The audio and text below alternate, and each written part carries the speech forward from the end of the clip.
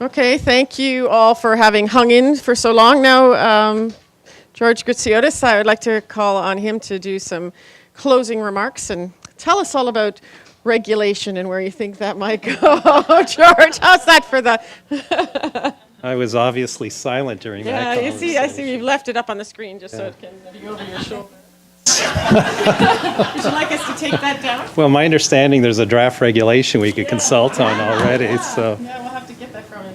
so you know what? I've got my typical 9 pages of closing remarks, but you know what? I'm going to do what I usually do, go off script a little bit here. And you know, the minister has said something on many occasions when he addresses mental health, how this is something that no one wanted to talk about in the past, and it's something we're talking about more and more today.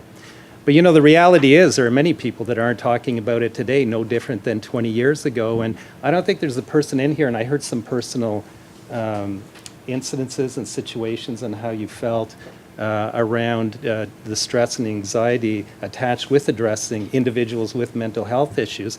And I don't think there's a person in here that hasn't been touched by mental health, either personally, your family, a co-worker somewhere out there. And I come from a Greek Catholic family where it's very difficult for parents that come from a Western European culture to acknowledge a mental health issue. And I, probably no different than anybody else, have an older sister that struggled with mental health. And in fact, when she struggled with mental health, it sort of hit its peak when she was working. And she was working for a high-tech firm back in the early 80s in Ottawa. And 27 years later, the impact on her has been tremendous. And you know, for me personally, as a chief prevention officer, seeing what we're doing today is gratifying, but always wondering if we did this 25 years ago, would it have been different? And what was the impact on her? Failed marriage had an impact on her kids, who are still suffering from issues today because of the issues she had. And a very sophisticated employer, by the way. Anybody who knows Ottawa back in the 1980s, high tech was a booming industry with a lot of sophisticated technology, a lot of smart people, but addressing mental health was nowhere. So, you know, in my mind, it's, you know, it is personally gratifying. I don't mind saying when I read the draft letter, the minister's mandate letter, because it's been in 2 successive mandate letters that we were going to take on mental health, I got knots in my stomach thinking, you know, we're trying to land health and safety and injury, but now we're taking this on. But once you get by those knots, you realize that you really got to have some fortitude to push this forward. That's why events like this today is important. Just a couple of observations, so I can ignore my 9 pages here of notes. You know, in my work in health and safety, and I talk about this a lot, is really understanding how diverse the employer community is. Some employers have lots of expertise.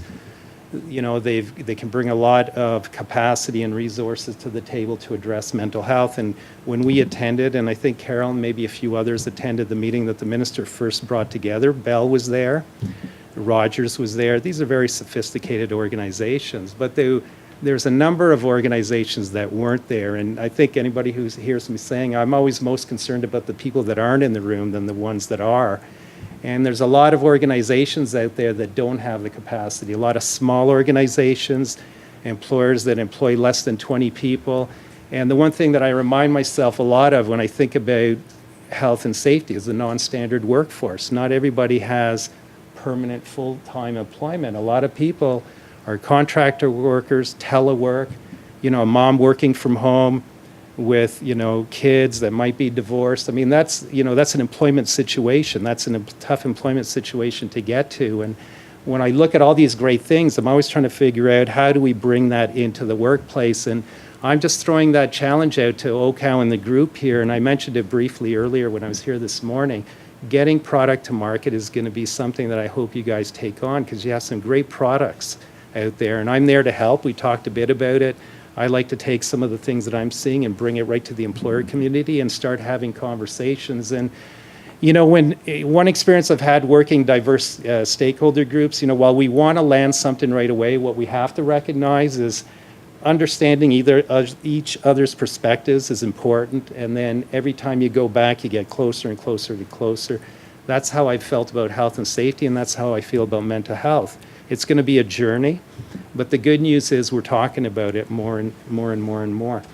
The other thing I wanted to mention, there's some folks here from the Health and Safety Associations, and we just heard a presentation that eerily looked like a standard for accreditation. I think you guys saw sort of the roadmap there, and I want folks to think about how you embed it into the current health and safety products and services we have out there. You know, it doesn't always have to be a standalone product. It can be something we build into what already exists out there to make it meaningful. And, you know, the minister talked about the business case. That's something we are looking at very closely, working with the employer community to get them to understand that there is a bottom line value here to getting involved. But as a CPO, at the end of the day, for me, it's about the individual profitability. But that's a piece I hope we challenge ourselves with as we go forward with accreditation, is how can we weave in and embed the whole sort of mental health, the mental health piece. The other thing is, you know, events like this, because, you know, we used to talk about this being an emerging issue. It's an issue that's here. Valerie, just a bit of a challenge, and Michael and others. You guys have established the staging ground. Let's say this is a small stage. The next time we gather, let's make it a bigger stage, get more players to the table. You know, I look around and see who's here. I'd like to get more employers in the room to start talking about it. Tell us what your challenges are. You know, many of the committed employers that sit on health and safety associations could be a starting point.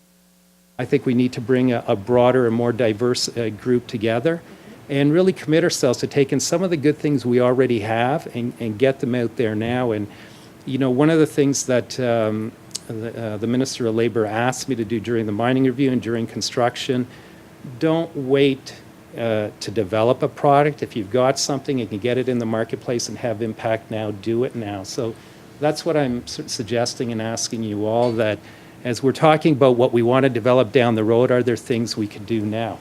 And, you know, I think I'm learning more and more as I'm here, but always thinking in my mind, how do we get this out into the workplace and make a difference?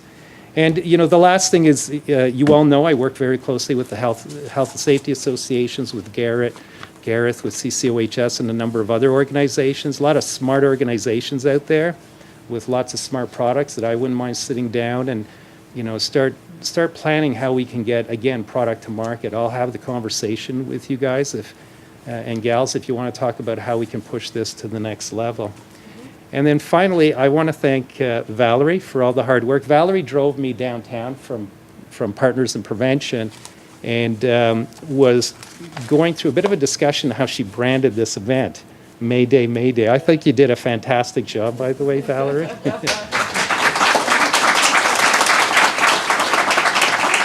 I think this is a tough topic to take on. It's not for the faint of heart to take on this topic. And OCOW and John and Mike, I mean, and all the organizations. It's a hard topic, but I, again, just want to reinforce, let's not just have programs and products, let's get to outcomes. And that's my life. We count widgets. We do a lot of inputs and outputs, but at the end of the day, when I look at that annual report I got to give to the minister, and all you guys know it, it's about injuries and fatalities, and mental harm is right up there. So, you know, let's start getting some stuff out there so we can get some tangible outcomes. So, you know, it's been a delight. Sorry I missed half the day because that's my life, but I look forward to being a part and supporting more and more events like this, and I think this is the start of a great staging ground. So thank you very much. And thank you, Valerie.